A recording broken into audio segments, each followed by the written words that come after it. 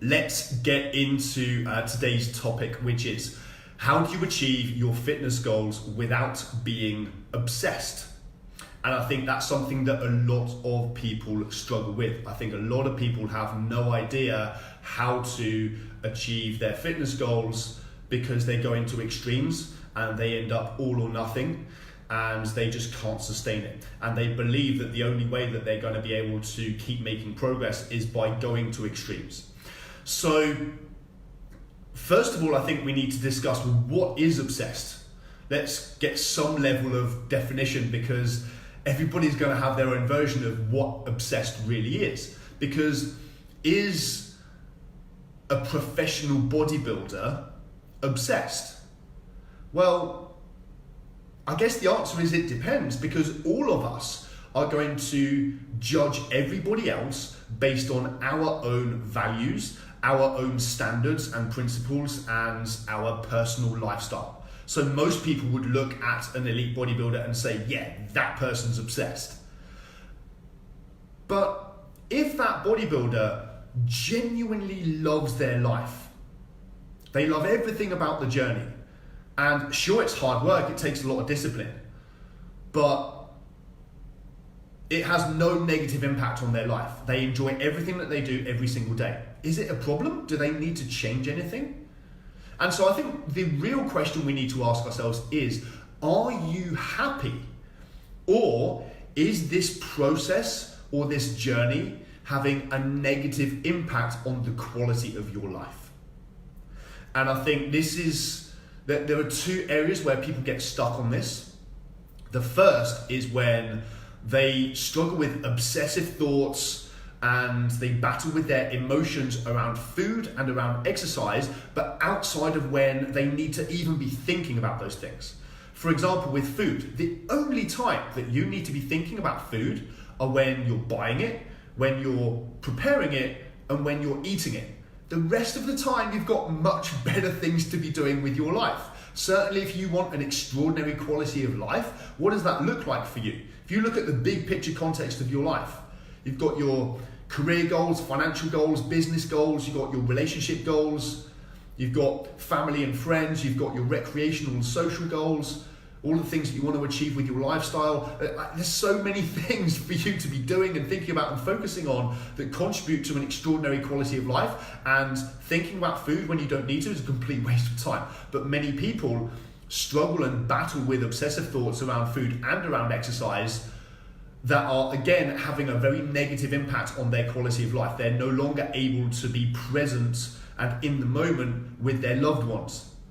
They're no longer able to bring playfulness and confidence and joy and passion to their lives, to their relationships, because they're so caught up with these thoughts that are just stealing from the quality of their life.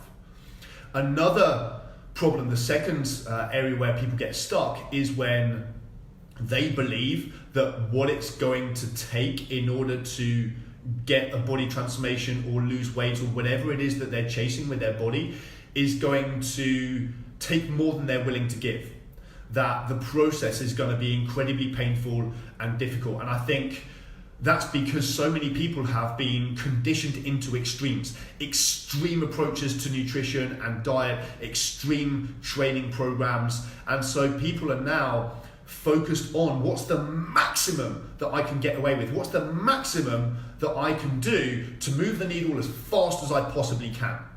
And that's partly because of what they've been pushed into by a lot of the advice that's out there in the fitness industry. It's also because people get sucked into the mindset of some is good, more is better, and all of a sudden once they're at this level, then dropping below that seems like being lazy or taking your foot off the gas. And ultimately, most of this is being driven by a desperation mindset. That's the fundamental problem behind a lot of this, is that a lot of people have this massive fear of, what if I can't get there? What if I never achieve my goals? What if at the end of the day, I'm just not good enough?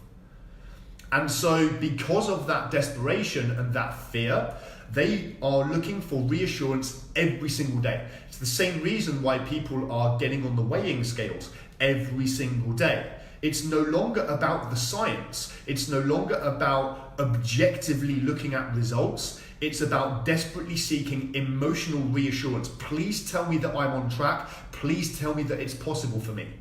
And so because people have this massive fear, they want massive progress every single day. But as we all know, the journey doesn't look like that. But because they don't get that kind of feedback, then they start doing more and more and more and more. They start going for more and more extreme approaches because they want fast results, dramatic results as quickly as possible in order to, again, reassure themselves that they're on track and that they can get there. And so the solution to all of this, I believe, is the concept of minimal effective dose. And I think this is something that a lot of people are afraid of, and it's a massively neglected, overlooked area of the fitness industry. But I think it's super important to understand what minimum effective dose is.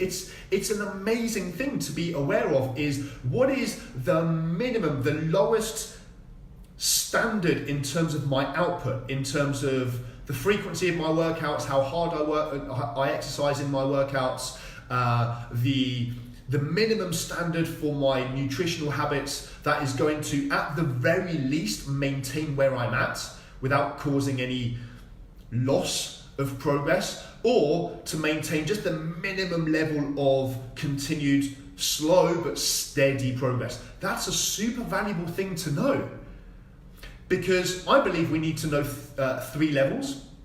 One is, what is the lowest level, the minimum effective dose, the minimum standard that I'm going to expect from myself that I will never drop below. Now, when I say never, there are extreme exceptional circumstances. Being busy at work doesn't count. That's not an excuse for lowering your standards to a level where you start losing progress. I'm talking about the loss of a loved one, bereavement, severe illness or injury, and most of the time when it comes to illness, you don't need to lower your standards when it comes to food. In fact, that's even more of a reason not to, right? Because your body needs the nutrients. But exceptional circumstances, and maybe as part of your lifestyle, the way your annual cycle, you give yourself a break when you go away on holiday, and you are totally okay with that. You're okay to lose a bit of fitness, perhaps gain a little bit of body fat, because you know on the big scheme of things doesn't make any difference. Within a week or two, you'll be back where you were. And again, it's an exceptional circumstance, but this is less than 5% of your year is dropping below this minimum standard. But that's super important to understand, because then no matter how busy you are at work, no matter what's going on, no matter how crazy things are, no matter if you've got problems at home and so on, you always hold yourself to this standard, and it's just non-negotiable, and you just get on with it.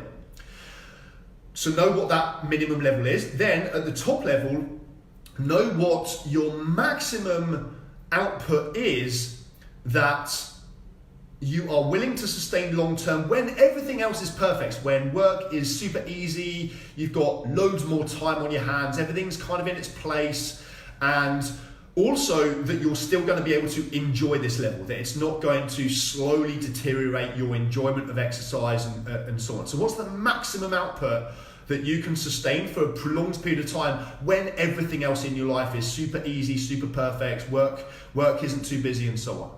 And then above that, what is the maximum that you're going to go to for a very short duration of time if you want to, move the needle as quickly as possible for, before you go away on holiday.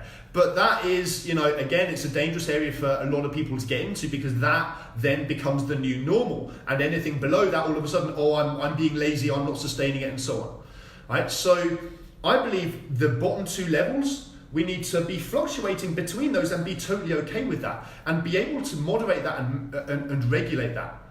And the ability to do that is managing patterns. I think a lot of people are obsessed on the short term, but actually a much better philosophy is to track your behavior short term and your results medium term.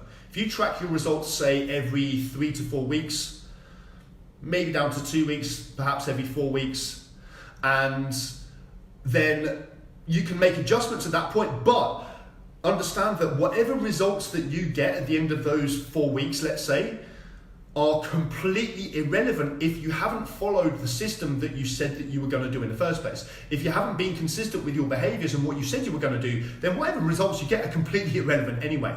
But it's that ability to manage these patterns and to know where that minimum threshold is, what that minimum effective dose is. And that's so important, because now you know what it's going to take, and now you have a level that you know you can sustain for the rest of your life.